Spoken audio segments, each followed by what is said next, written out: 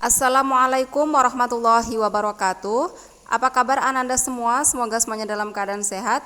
Baiklah, untuk memulai pembelajaran pada hari ini, marilah kita membaca basmalah bersama. Bismillahirrahmanirrahim.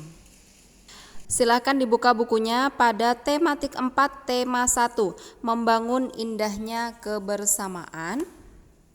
Pada subtema 1, keberagaman budaya bangsaku. Nah, di sini ada beberapa kompetensi dasar yang harus dicapai dan di sini ada beberapa daftar isi dan yang akan kita pelajari yaitu pada tema 4, subtema 1, pembelajaran 1, pembelajaran 2 dan pembelajaran 3. Untuk yang pertama kita belajar PPKN. Indonesia kaya akan keragaman, yaitu keragaman budaya. Nah, di sini ada beberapa hal. Yang pertama, bahasa daerah. Setiap suku bangsa memiliki bahasa daerah yang berbeda, antara lain Jawa, Batak, Sunda, Bugis, Betawi, dan lain sebagainya. Yang kedua, ada rumah adat. Bentuk rumah adat mencerminkan identitas suatu suku bangsa tertentu. Misalnya rumah adat Jawa bernama Joglo, rumah adat Minang bernama Gadang, rumah adat Batak disebut Jabu, rumah adat Toraja disebut Tongkonan. Yang selanjutnya ada kesenian. Kesenian adalah unsur budaya daerah. Kesenian daerah meliputi beberapa unsur, misalnya seni tari, seni suara, seni musik, seni pertunjukan, seni sastra, dan seni kriya. Upacara adat. Adat istiadat adalah kebiasaan yang dilakukan secara turun-menurun oleh suatu masyarakat. Adat istiadat berkaitan dengan budaya setempat. Adat istiadat masyarakat biasanya berkaitan dengan keadaan alam. Yang selanjutnya, makanan tradisional.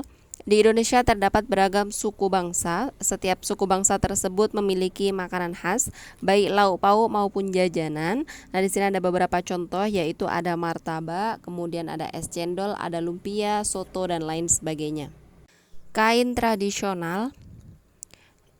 Indonesia kaya kain tradisional, di antara lain ada kain songket, batik, ulos, sasirangan, dan masih banyak jenis kain tradisional lainnya.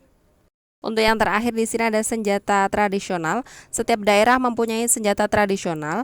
Dahulu senjata tradisional sering digunakan untuk perkakas, berburu, dan berperang. Nah, di sini ada contohnya, yaitu ada tombak dan juga keris. Mengamati bentuk kerjasama di rumah. Di dalam rumah terdapat anggota keluarga yang harus saling membantu. Ayah, ibu, anak, dan anggota keluarga lain harus saling bekerja sama untuk mewujudkan rumah yang bersih dan nyaman. Nah, di sini ada contohnya pada halaman 14, bersama ayah ibu memelihara tanaman di halaman rumah. Untuk yang nomor 2 dan 3 silahkan dikerjakan sebagai latihan langsung di buku paketnya. Tidak hanya di rumah, kerjasama juga bisa dilakukan di sekolah, yaitu antara murid, guru, dan semua anggota sekolah agar sekolah menjadi terasa nyaman. Untuk yang selanjutnya di sini ada kegiatan di masyarakat. Nah, di sini setiap warga masyarakat diharapkan untuk bisa saling bekerja sama untuk keamanan dan kenyamanan bersama. Selanjutnya kita belajar materi IPA. Nah, di sini ada contohnya, yaitu sebuah penggaris plastik yang diletakkan di pinggir meja kemudian digetarkan. Kira-kira apa yang terjadi? Apakah akan mengeluarkan bunyi? Ya, tentu saja mengeluarkan bunyi. Nah, benda-benda yang bergetar dan menghasilkan bunyi disebut sumber bunyi. Bunyi adalah sesuatu yang dapat kita dengar. Syarat terdengarnya bunyi ada 3 macam, yaitu ada sumber bunyi, ada medium udara, dan ada pendengar. Nah, di sini ada contohnya, misalnya seorang anak yang meniup seruling dan juga memainkan gitar. Yang selanjutnya membuktikan perambatan bunyi. Yang pertama ada perambatan bunyi melalui udara, 2 perambatan bunyi melalui benda padat, dan 3 perambatan bunyi melalui benda cair. Untuk yang pertama, contoh perambatan melalui udara, di sini ada 2 orang siswa. Nah, salah satunya mendengar dan satu lagi berbicara melalui selang. Dan untuk contoh yang kedua, nah di sini ada melalui benda padat. Jadi 2 orang siswa menggunakan gelas plastik dan di tengahnya dilubangi dan disambungkan menggunakan benang. Salah satunya mendengar dan salah satunya berbicara. Dan untuk yang selanjutnya perambatan udara melalui benda cair, yaitu ada 2 orang siswa. Nah, salah satunya menggunakan corong yang dimasukkan air ke dalam ember. Nah, teman yang satunya lagi mencoba memukul bagian ember tersebut.